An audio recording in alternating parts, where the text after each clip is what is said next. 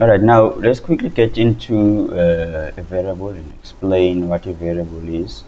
Basically, a variable is just a variable contains a data value of a specific data type. Okay. Um, so, for instance, we have this string here, which is a data type, and so this is actually called implicitly typed variable because you start with you implicitly declare data type first. There's also an explicitly typed, okay, but I will get to that. So this is a string variable that can hold string data, okay.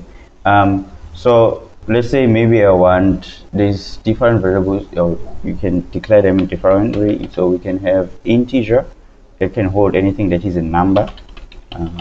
Maybe I can say number here, and I can store 10, something like that. And I can have a decimal, okay. Maybe I want to hold an amount, and so I want to show you something about the decimal. So if I say I want to hold 2550, which is the amount value, this is gonna give me an error, right? Although it is a decimal, but it's giving me an error. So now if we go over and check what that error is, you can just hover over here on this red squishy line, and it tells you this represents a double precision floating point number, and it says literal of the type double cannot be implicitly converted to type decimal. Use m as a suffix. So I have to use m just to say this is a decimal. Okay, same goes with float. So if I use m as a suffix, and that fixes that error, that fixes the problem. So same goes with float. If I've got a floating number, and let's say I say interest rate or something like that, and I say the interest is 13 and 2. See, it also gives me an error. So this one I have to suffix with f just to say this is a floating number. Okay, so we can also have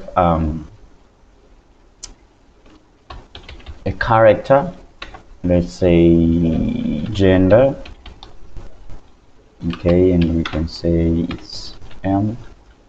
Okay, so strings needs to be quoted. You must notice that strings, the only ones that are quoted, anything that is string. And then you also have boolean, like true or false. So you just write a ball like this, and then I can say is admin true. True. True. All right, string we've already done. So now if we notice here, we've got the message or the number, which is a variable name. You can also call it an identifier. So, and then we've got the equal operator. This is not the equal in programming language. It's an assignment operator. It's used to assign a value. An equal will be something like this in programming language. Okay, so but okay, I will show you now when we're doing program flow with if statement and all of that. Maybe we want to check if something is equal to something, and then we print a certain code. So now this 10 is the value that is assigned to the number variable. Okay, now one thing that you must remember when naming your variables is that the variable name must be unique. It cannot be reused. Like I can't do another, let's say I can say var number, because number is already there. Already just say, let's say I can't use that one. So it must be unique name in your variables. And then also variables cannot contain letters. Oh, actually they can contain letters, digits and underscores only. So letters, digits, and underscores. So I can just say number one here. It's not gonna be a problem. But however,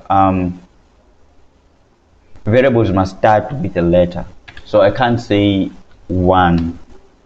See, already it's just saying, what are you doing? This guy must be crazy.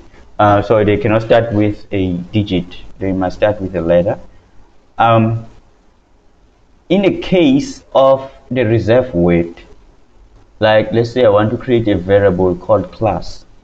Maybe I'm talking about the class, not the class in programming, a class in school. So I want to have a variable called class, so which is going to be the type of string. In such cases, then I can say maybe it's class A or something like that. In such cases, class is a reserved keyword, right? It's a keyword, it's a C# keyword. So you have to prefix that with an @ symbol. You have to prefix it with an @ symbol in case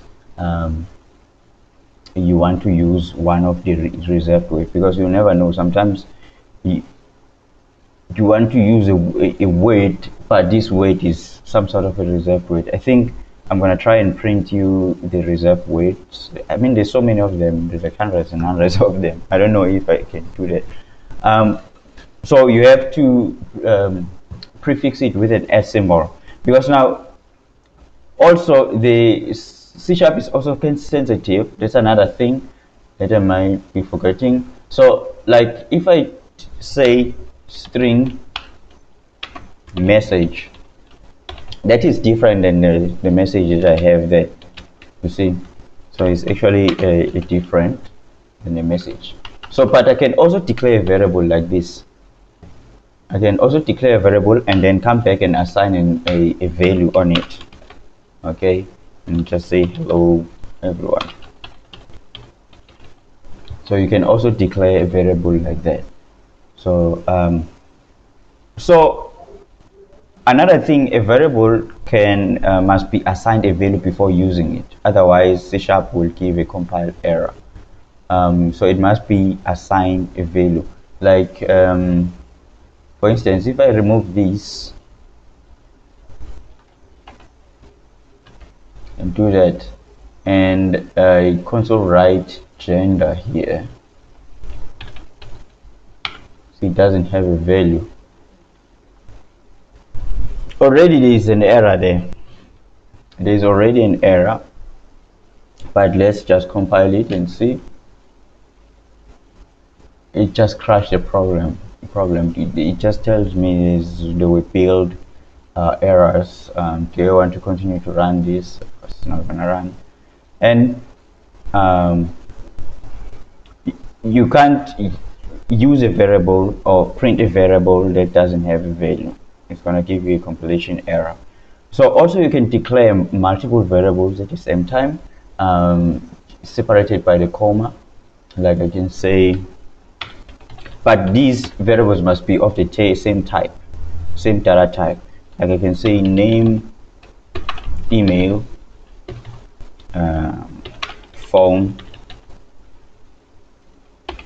So I can declare variables like that, and I can just come back and see if I can print those, right? Or I can assign values on it.